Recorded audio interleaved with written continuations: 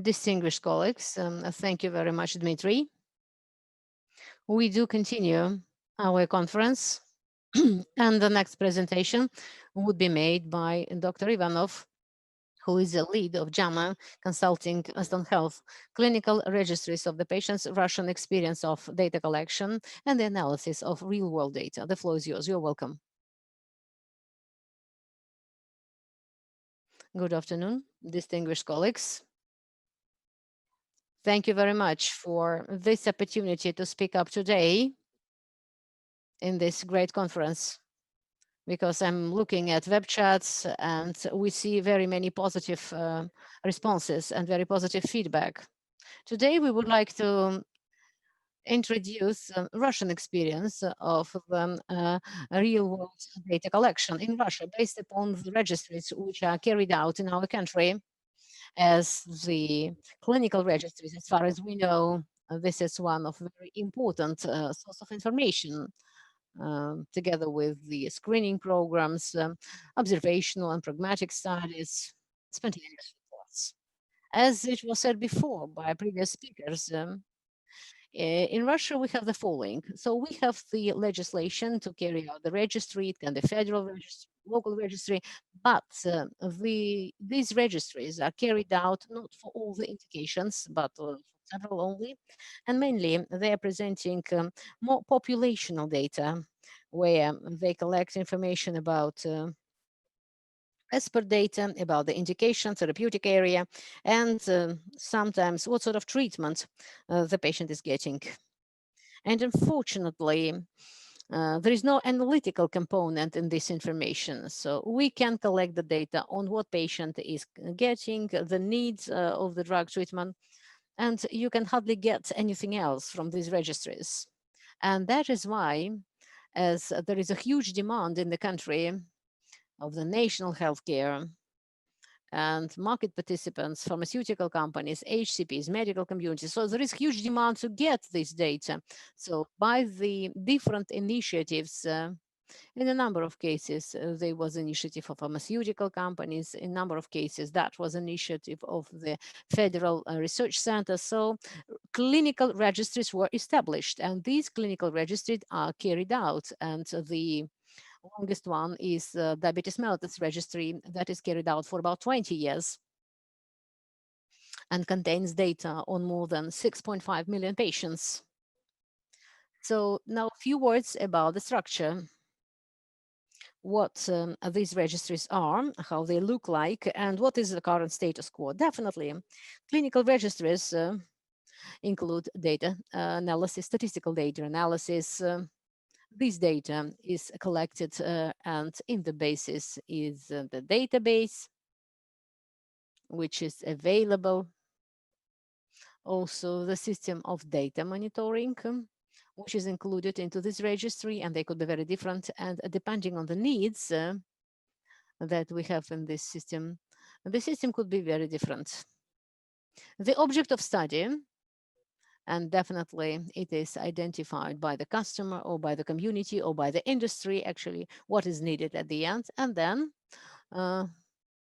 global targets is to assess a real situation, the reality, what is going on now, which happens after the registration of any drug or after the use of any drug in combination with other drugs, what happens in real practice when the drug is commercially available after the registration. The quality characteristics of each registry, first of all, access. So that was convenient and simple. It should have a very user-friendly interface, otherwise it will not be feasible. Then the data should be precise, the data should be logical there, and one data should go from the other. Then matching of the data in between and in between the institutions. And this is very important because normally patients are treated not just in one institution, could be several institutions. Then legacy of data. So if patient changes the institution of treatment, so or the clinic of treatment, so it's very important that the data is still preserved. Then completeness.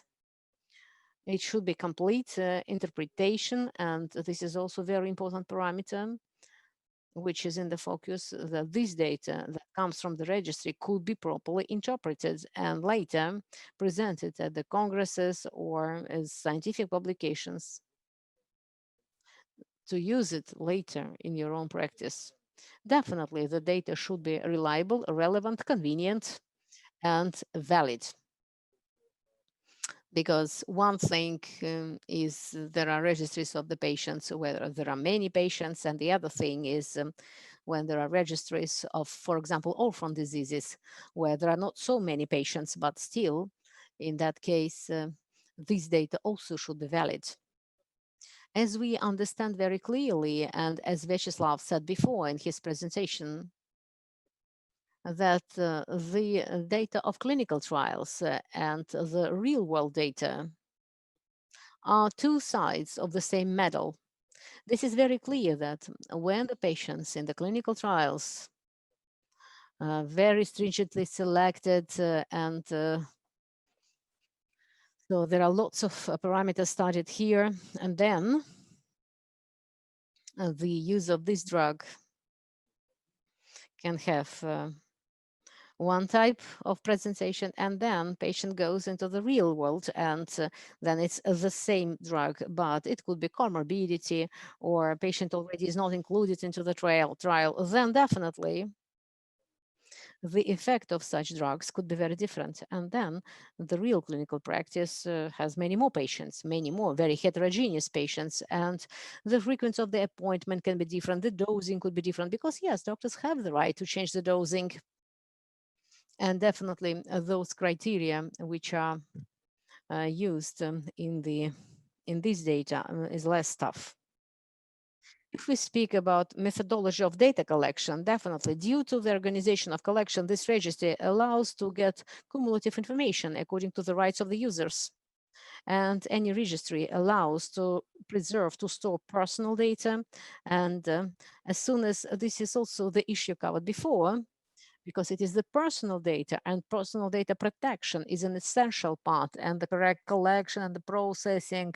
So this is very important for any object of the data collection. So any registry should meet these requirements, all safety parameters for the processing and storage of the personal data. And any clinical registry provides very wide analytical options. Beside objective data, which is the number of patients or demographic parameters, possibly some national data in the structure of the disease. There is objective data on the types of studies or tests can be used and that were not included in the clinical data, about the frequency of administration, and definitely all the schemes that are used that can potentially be included. New innovative schemes, they also analyzed. Then interrelation between the treatments, then the data of positive and negative clinical trials, and the data about adverse events that are collected. If we take the structure, that is ideally should exist in the collection of the real clinical practice and further data based upon that. So in this case, we can see that the database of clinical registries, lab studies, observational studies, that's the model.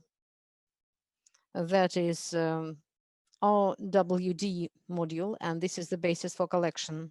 Although beside that, this is the data of expert, analytical, educational, and clinical protocols that also include all possible registries, including the essential drug list registry, keeping in mind the data of disease-related group about the cost price, definitely educational modules, as we can see from here. And this is the database of clinical trial certification courses. These are all three modules. They are all analyzed in the single digital platform. That's exactly what Ministry of Health spoke before, what now we are trying to reach.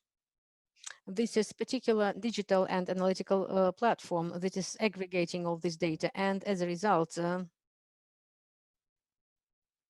the real world data that allow to create digital system of decision making allows to analyze the quality of providing medical care and allows to predict and analyze predictively this data and formulate a personalized approach to include each patient here. The same advantages we see here, they are also available for all participants of the healthcare system, for the administrators, for the regulators, because for them, what is most important are the health economy parameters. Also for the medical community, for the doctors that are working directly with the patients. This is really very good tool for the management their own databases, also the patient records, disease course, response of the patient to different treatments, and making personalized approaches. Identification changes in between the treatment and assessment of standards of treatment. For the patients, here we see also multiple advantages. This is diagnosis at earlier stages, and this is the most important. Then increased compliance. That is extremely important because the better the patient is compliant, the better would be the outcome. And last but not least, based upon these electronic systems, we could see a very good interaction between the doctor of the patients. Now, from the point of pharmaceutical industry, there are also multiple advantages. Well, first and foremost, this is definitely pharmacovigilance that all pharmaceutical companies are interested in because they can provide a pharmacovigilance function and then they do it normally very effectively. They can get all the data about adverse events, adverse reactions. Definitely, as pharma industry is interested in health economy analysis and based upon registries, you also can do it. And finally, evidence-based data for decision making. In order to implement whatever we are talking about today into real practice, and I'm very grateful to the colleagues, specifically to Alexander, who spoke about those legislative initiatives that we are expecting in the future to make it real. So we see at the first stage, what we should do is to unify the terminology. And in this case, one of the first steps, this is, let's say, fundamental publication. This is exactly the book that was mentioned by Alexei from the very beginning, where there are definitions, terms, vocabulary, acronyms, main statements, positions. And if the participants of the healthcare market would accept that, that would be very clear. So we will speak the same language. Then the second step, these are legislative initiatives. And then our conference could be very helpful because the resolution we are working on, and that would be discussed at the very end, will help us to identify the first steps, what needs to be done in order to implement this terminology, these definitions, these terms into the minds and into the decision making. And let me say a few words about the registries which are already available, that some exist longer, some exist shorter, and what sort of data we can extract from them. First of all, this is diabetes mellitus registry, which is about 20 years, more than 6 million patients are included. So by now, this is one of the largest registries, largest in Europe on type 2 diabetes. In this case, the initiators was the Endocrinology Research Center. And in fact, together with Cancer Registry, this is very comprehensive registry that is working in all the regions of our country that is trying to include all the patients. Definitely, we have another registry, for example, juvenile rheumatoid arthritis. This is orphan disease, and there would be fewer amount of patients, about 4,000 plus. But the same way, this is a registry which is approved by the Ministry of Health and which is accepted. And the order to initiate this registry was one of the first.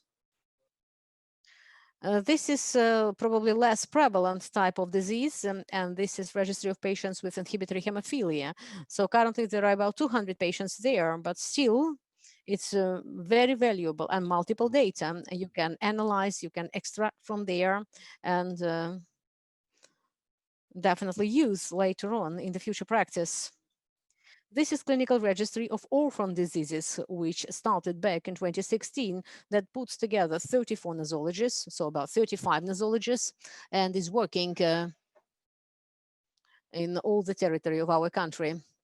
So based upon this registry, it was considered that multiple orphan diseases,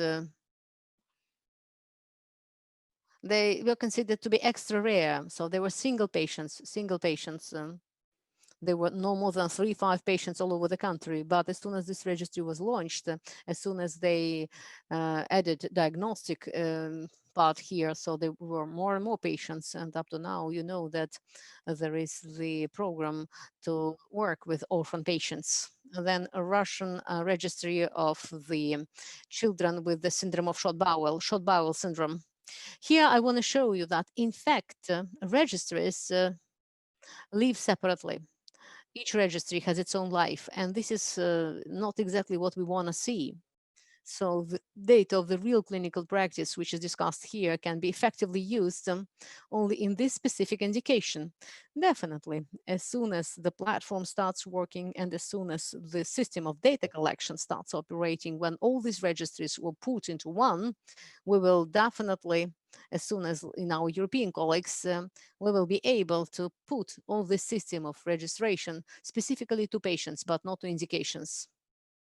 So, wrapping up, I would like to say that our main objection is implementation of real-world data and real-world evidence system as the system for decision-making. That is the basis for decision-making. That's it from my side. Thank you very much for your attention. Thank you very much, Alexei, for the option to participate. Thank you very much, Alexander.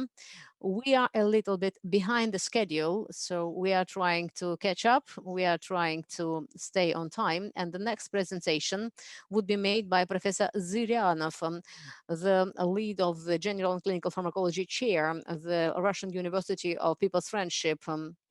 The use of real-world data for the decision-making on the safety of medical technologies. The floor is yours. You're welcome, Professor Zyryanov.